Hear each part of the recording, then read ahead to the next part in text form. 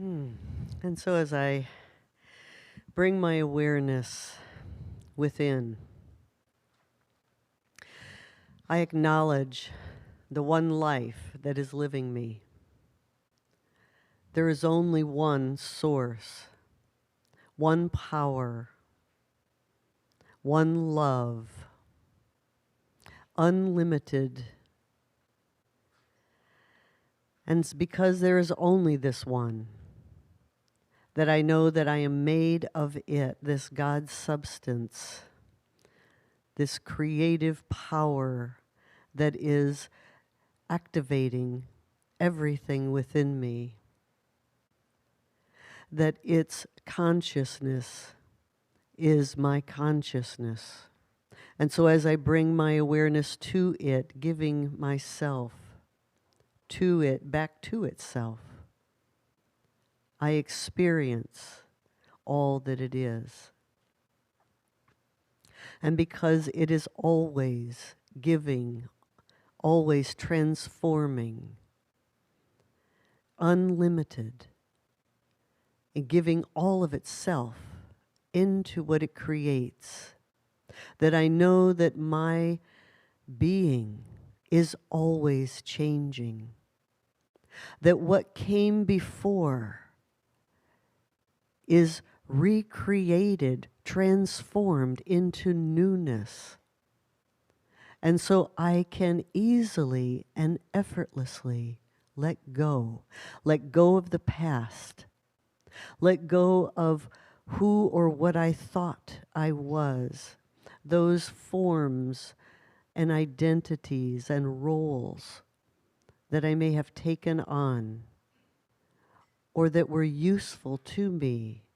I may release and let go, for I know that Spirit is creating me in every moment, bringing all that I need into the moment, and that allows me to be new, to start new, and to accept new good into my life.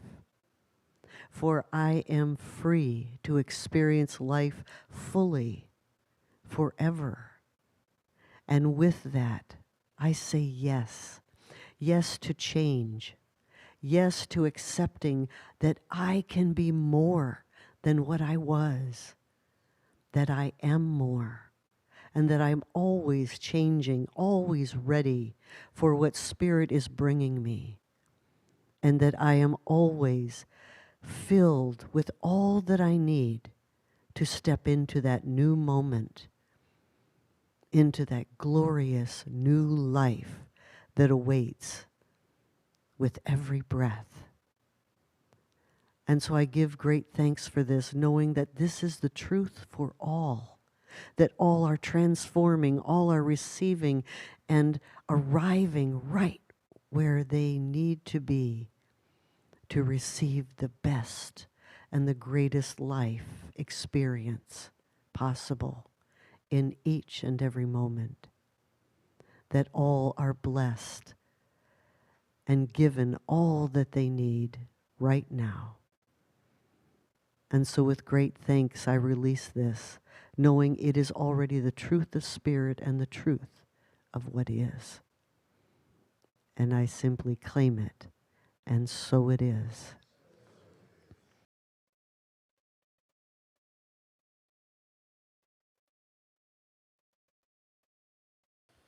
With this whole year, we've been looking at the idea of growing deeper, rising higher, going deeper into our spiritual roots, and also and then out of that growing and rising higher. And so this month, we're working with the book and the theme of deep knowing. So as we go deeper, deep knowing. And today, we're going to play with the idea of shape-shifting. By the time you all leave, you're going to be a different shape than you walked in. Breathe. Round is a shape, yes. So last week we talked about uncommon perception, if you remember right, for those who are here, about looking at things a little bit differently than our normal conditioning tells us to look more expansively, to look more differently, to connect with that deep that lives within us. And so as we do this on a practice on a regular basis, the shape of our lives shifts. How it looks like, how it shows up. When we perceive from our conditioned personality, the world, life, and we ourselves look different than when we perceive from our deep self. When we perceive from our deep self. So in the Gospel of John, John has Jesus saying, and I like to just say that, the Gospels have this guy Jesus saying, because I'm not sure if it was ever true, but it's a great story, isn't it? Great inspiration in many cases. So as Jesus saying that as we glorify God, God glorifies us. Meaning that when we turn from our personality, and as he said elsewhere, seek first the kingdom of God, that everything starts to shift for us, our humanity, our divine humanity, because each of us is a divine human. Nudge your neighbor and say, you are a divine human. You are a divine human. As we glorify that infinite presence within us, that infinite love within us, our divine humanity is also glorified, not through our efforts, not through, oh man, I've been doing this, I've been rubbing my crystals, and I've been orienting my aura and all that. We're not through that, not through our skillful means, no matter how wonderful, but simply by turning to that infinite presence within and letting it lead us, letting it have its way with us. In Susan's opening prayer, she talked about being ready for Spirit to move through us, something to that effect. And she probably doesn't remember it, because if you're like me, I don't remember what I said when I prayed. And half the time we sit there and go, yeah, I'm ready. And the other half of the time we dig our heels and go, wait, no, not yet. I'm not ready yet. And so if we go in and let that infinite presence lead us, it shifts us. It shifts us. And it is not separate from us. So we're not talking about some remote entity out there. We're talking about some aspect of ourselves that we're tuning into, that we're saying yes to. And this is not a new idea, but let's see how it plays out in our lives when we feel hurt. Anybody here get hurt by anybody recently?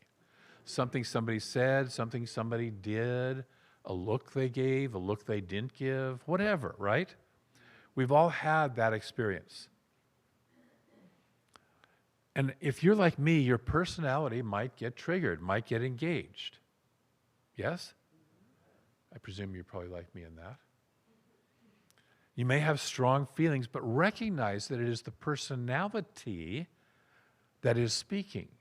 It is our conditioned personality that says, I like this and I don't like this. I want to do it my way. Don't make me do it some other way. Breathe. We all have that until we get so unattached that we don't really care that life flows. And I'm not there. If you're there, teach me how, please. But otherwise, let's just notice that we get our personality engaged. We get our stuff, our buttons pushed, as we talked about last week. And we tend to, when we get our buttons pushed, do what? We get angry at the button pusher, right? Instead of looking within and saying, wow, what's that button about? When we recognize that our personality is speaking, we can ask our higher self if it's willing to participate in uncommon perception. Am I willing to have a different view of this than my conditioned personality? And the thing is, our conditioned personality learns to treat other people as objects, and actually also as parts of ourselves, and maybe even our whole self as objects, rather than the oneness. And what do you do with an object when it's no longer working for you? You throw it out and replace it, yes? Breathe. Or try to fix it to make it work the way you want it to. How many of us have tried to fix people to make them work the way we want them to? Or thrown them away and replaced them? But our deep self knows that we are all one, and there is no throwing away nor any away to throw to, because there's only the oneness. There's only the oneness here and now. There's an African concept called Ubuntu, which reminds us, I am because we are. Yes. And somebody is calling us to tell us that we are one. I am because we are. We are in an intertwined relationship. I don't exist without you. You don't exist without me. I'm not talking about me as a minister in this community. I'm talking about life. All of us on the planet. And African communities that understand this, when a member acts out of alignment with this, rather than kicking the person out of the tribe gathers around the person and begins to remind them of the truth of who they are. Remind them of the truth of who they are, which reconnects the person and the tribe with their deeper self, shifting from the wounded personality, which was probably the source of acting out anyways. Most of us don't act out and hurt people or get hurt when we're living in our deep self. We do it when we're living in our personality. Don't beat yourself up if that's you. Just love that part of you too. So most of us have noticed that very often firing a person out of our lives without actually doing the healing work that's important results in the same person showing up in our lives again with a different face. Yes? Okay. The new person has personality traits that if we find them annoying in the old person, they will do that again. Last week I talked about the gentleman who sits outside the walled city, and when travelers walk by and say, what kind of people are in this city?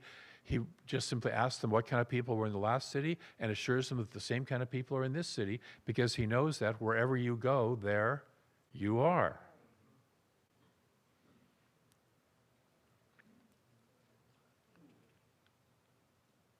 So this past couple of weeks, I was working with somebody and being reminded of the role of a minister. There was a Presbyterian minister in the middle of the last century, the middle 1900s, named Harry Emerson Fosdick, who was a very liberal, very progressive minister in New York City.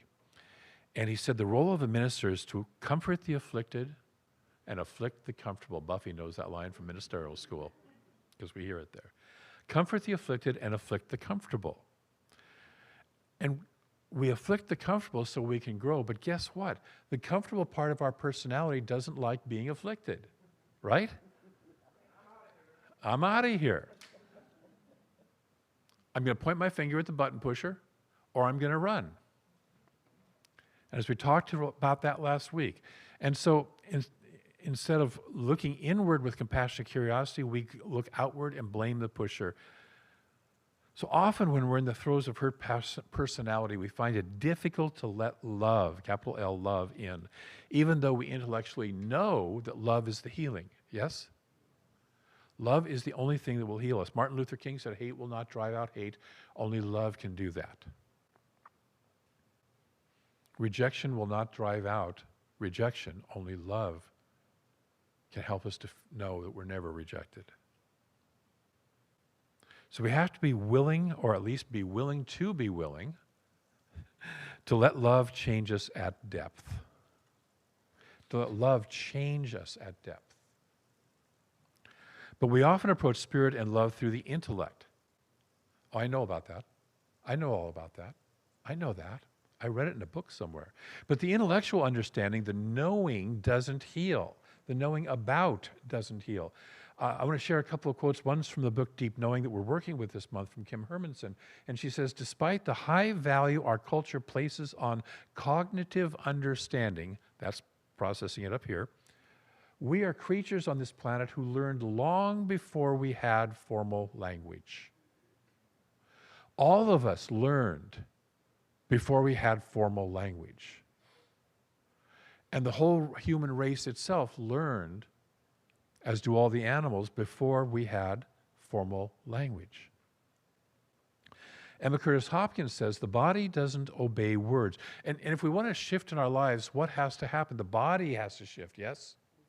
We're going to be doing something different to experience something different. I don't want to just have, I oftentimes have used the metaphor of, I don't want to have the concept of chocolate.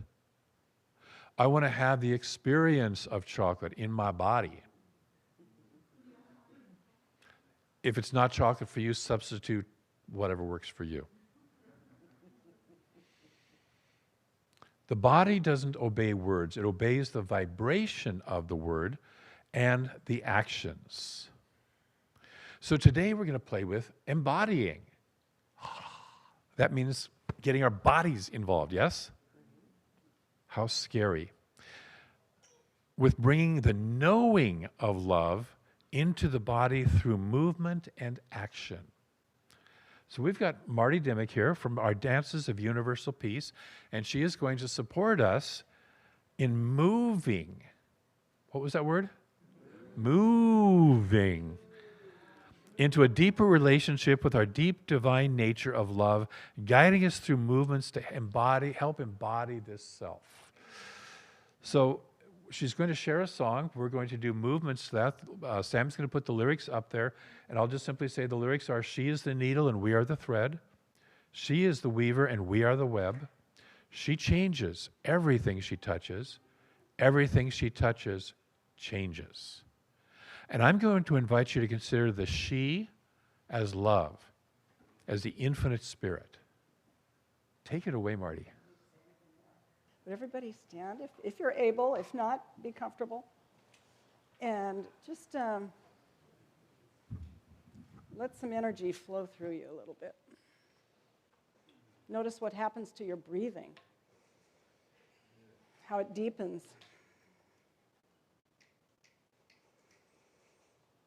Notice your feet on the ground, your head aligned.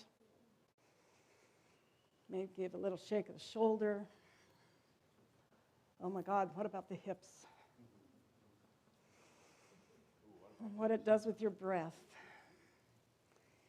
And then we're going to do a little walking together. I'm going to ask the outer circle if you would scoot your chair back and anything near your chair about a foot if you can. And those of you who would like to join me, we're going to hold hands this way, and we're going to walk. Can you scoot this? There. We're heading that way. And see if we can make an entire circle. Catch on to the train. Come on in. Those of you in the back rows, if you just jump in, keep walking. Wow, this is great. We almost could do 2 circles. I think we can. Yeah. So I'm going to bring some of us inward here so we've got more room. Start walking. There you go. No, there you go. Keep coming. Walk. Walk. Faster. More. Bigger. Hold on again. Keep coming.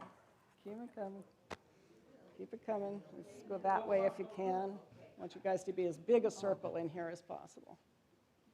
Let's see. I'm going to just switch. Yeah, okay, need about 3 more people in the middle, and then the outer circle can create itself. Yeah, Heather, maybe you drop hands there. Go back to David. Yeah. Go back to David. There you go. And then hook up. Beautiful. All righty, we're ready. All right, here's how this goes.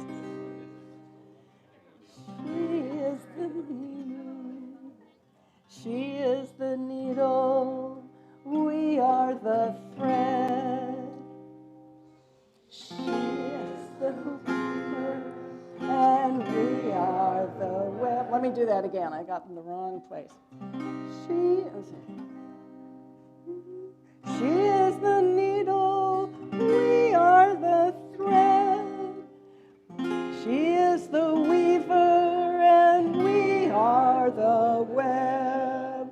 Let's do the first line. She is the needle, we are the thread. She is the weaver, and we are the web. All right, let's walk to the right as we sing that. Hold hands. She is the needle, we are the thread. She is the weaver, and we are the web. She is the needle, we are the thread. She is the weaver, and we are the web. Now you can stop. She changes everything she touches, and everything she touches changes. She changes everything she touches, and everything she touches changes. Okay, so the first part, we're going to create a container, a woven container, talking about weaving ourselves a new identity, right? So would you turn to a partner? We're going to be changing partners in this, but just start with somebody. That's right. Don't need to talk much. Just move your body so you can face somebody. Just face somebody. Good. Anybody without a partner, hold hands with your partner so we know who your partner is. If you don't have someone, raise your hand. See if we got a partner for you. Anybody else? Going once? You can double up. That's a great idea. Okay. Now, Saja, where are you? Come and help me. Okay, so the person who is facing clockwise, raise your hand. Do you know what an analog clock, you know, how it goes that way? So it would also be the person on the right of the partnership. We'll think of it that way. Facing which way? Doesn't, I guess if we're like this. That's okay. if you're facing inward, Oh, okay. the person on the right. Okay. Raise your hand if you're in that group. Okay? Yeah. All right? Well, let's call you the A, on the right? the A group. All right? And the B group, raise your hand. All right. All right, good. Now, the A group is going to take the role of the great mother goddess, the one who brings us change. If you think about how a mother treats a child, sometimes they make them do things they don't want to do and all that, right? So I'm going to do this from my highest self, and so are you. So she changes everything, and on touches, you change something. See? And everything she touches changes. Now, actually, I'm going to do the first two, and then you're going to do the repeat. Okay. So if you'll sing with me, it starts, she changes, okay. She changes everything she touches, and everything she touches changes. And then the reverse, the B group. She changes everything she touches. Do it on the word touch. Let's do that again. She changes everything she touches, and everything she touches changes. Now, you have a choice here. You can resist the move, right? Or you can allow it. So, totally your choice. All right, let's try it with our partners. Ready? This part. She changes everything, touches. Good, on the word touch. Same person, A. And everything she touches changes. Now the B group. She changes everything she touches, and everything she touches changes. Now the opportunity here is to take this superficial experience and let it go in, and just notice for yourself, what is that for me? How do I respond to this? You know, so it's not something to just check in with the other person about. It's what is it for me? Okay, so that's the second part. We're going to start with she is the needle. So you're facing your partner. Okay. And we're going to do, if any of you have done contra dancing or anything like that, this is like a grand right and left. So put out your right arm toward your partner, but put them palm back to back, sort of like this. So one person's, yeah, back of their hand might be at their shoulder or their elbow, like that. You see the needle? She is the needle. Okay, so you're going to listen first, and then I'll tell you to go. You're going to say, she is the needle. And you're going to walk past that partner, but your left arm is going to come up as you do it, and you're going to weave over to that other partner and do the same thing, but with your left arm with the next partner. So before you get there, look past your first partner at the person who is coming towards you. That's your next partner. All right, let's try the whole thing from she is the needle. Right arms. That's going to be tricky for you, but good luck. Okay. Here we go. She is the needle. Walk forward. We are the thread. Now you've walked past your second partner, correct? Okay, now hold hands and face the center. Right where you are. Don't change. You should have passed your second partner. Yeah. She is the needle. We are the thread. Then you step in. She is the weaver, and we are the web. Look to your next partner. Right arms back to back. Yes. No, this, Carol, you and Deb. Yeah, turn this way. Notice. Yeah, hang on. We'll get it. Notice right now which direction you travel when you change partners. Even if you're turned around or something, this is the direction you're traveling through the whole thing. So if you get if you get lost, sometimes you can even step in the middle and look for who else is missing. Okay, she is the needle. Yeah. She is the needle.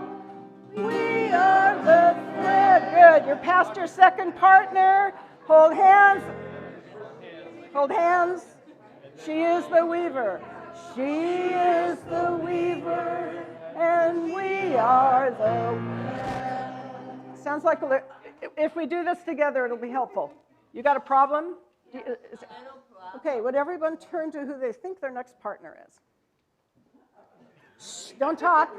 Shh. Don't talk. Just let me see if they've got it.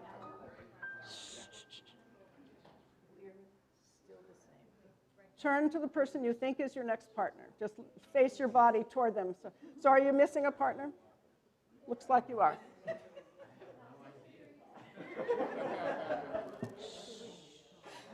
Oh, we had a group of 3. No, that's okay. Yeah, they had a group of 3 over there, so. That might be what's. All right, thank you. So, Mark, would you be her partner? All right. Raise your hand if you are in the A group, going clockwise. Yeah? Okay, let's start with you. We're going to go right arms. She is the needle. Left arms through the next person. She is the. We are the thread. Then you turn to the middle and hold hands, and we do the second line. All right, here we go with the music.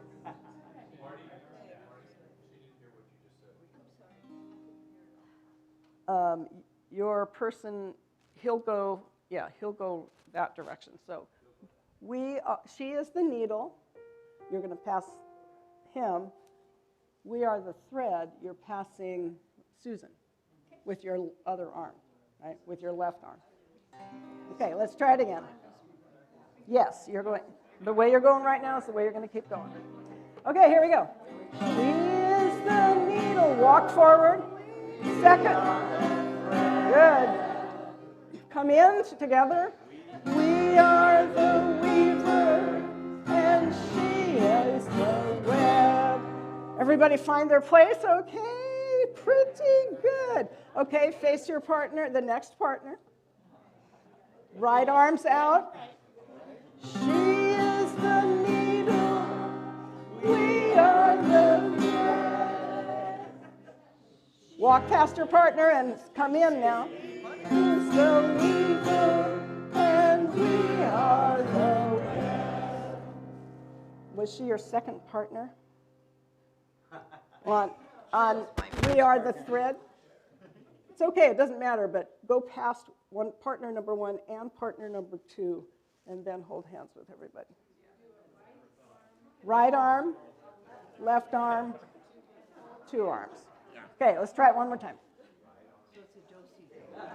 It's a grand right and left.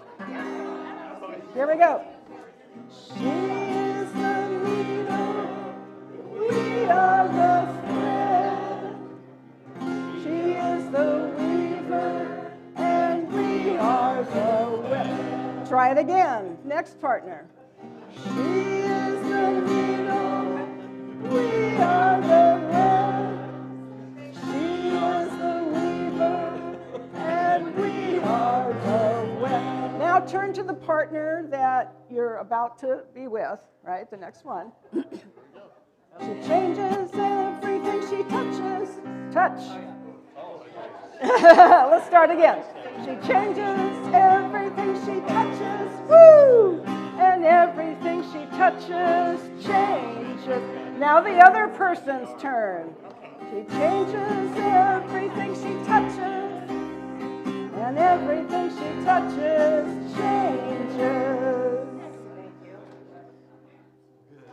Turn to, now you're with that partner, put your right hand out.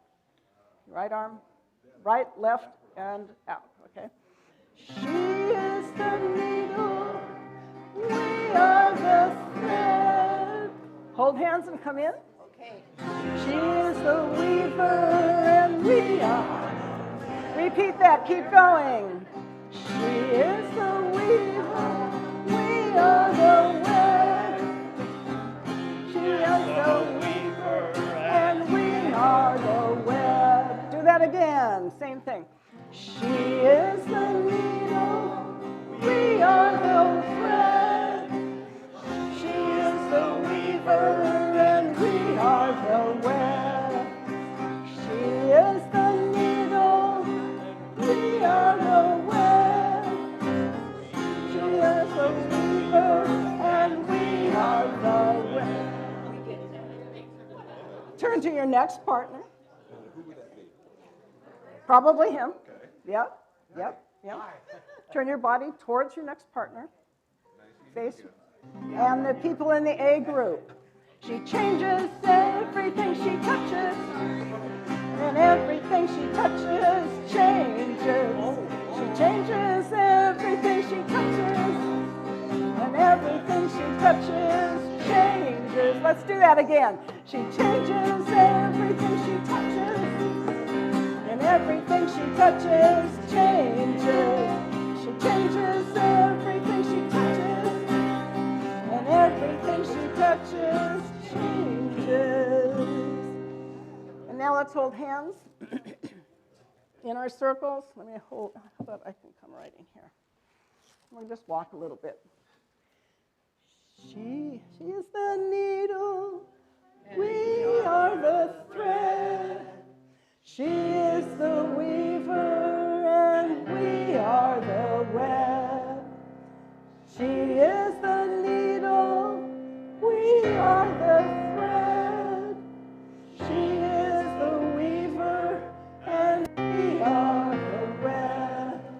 She changes everything she touches, and everything she touches changes. She changes everything she touches, and everything she touches changes. Would you find your seat while singing the first part? She is the needle, we are the thread. She is the weaver, and we are the web. She is the needle, we are the web. It's the weaver, and we are the web. One more time. She is the needle, we are the thread. She is the weaver, and we are the web. Now, take a breath.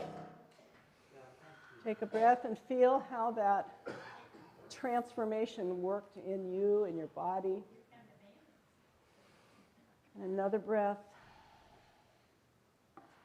What kind of energy is circulating within you, among you, around you? Where is it leading you? Thank you.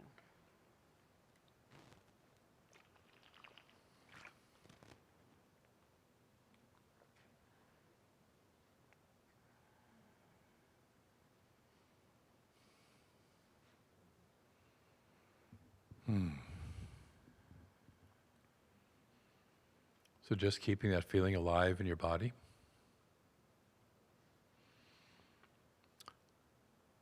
Notice how the mind gets confused with all the steps, but the body feels the movement. And that's what we're working for. So this week I'm going to invite us to do 2 spiritual practices. Number 1, practice shape-shifting by letting your deep self guide your interactions. So as you're interacting with people, listen to your deep self. Notice when your personality gets triggered and say, let me step back from that and go deeper for myself. That's the first practice. And the second practice is practice moving to embody it. Whatever movements you want to make up, practice moving. Are you willing to play with that? Yes. Great. I have a reading from Mark Nepo, from one of my favorite authors from the Book of Awakening. And if you don't know Mark Nepo's history, he had cancer, nearly killed him, cancer. And so he talks about that. And so he has in his Book of Awakening, which is a daily reader, occasionally he puts in a questions put to the sick, as he calls it. That's the title. So this is questions put to the sick number 2. And it's a question put to the sick by a Native American medicine man. And the question is, when was the last time you danced? And Mark Nepo goes on to say, the beginning of dance is giving gesture to what we feel. And I'll say that again. The beginning of dance is giving gesture to what we feel.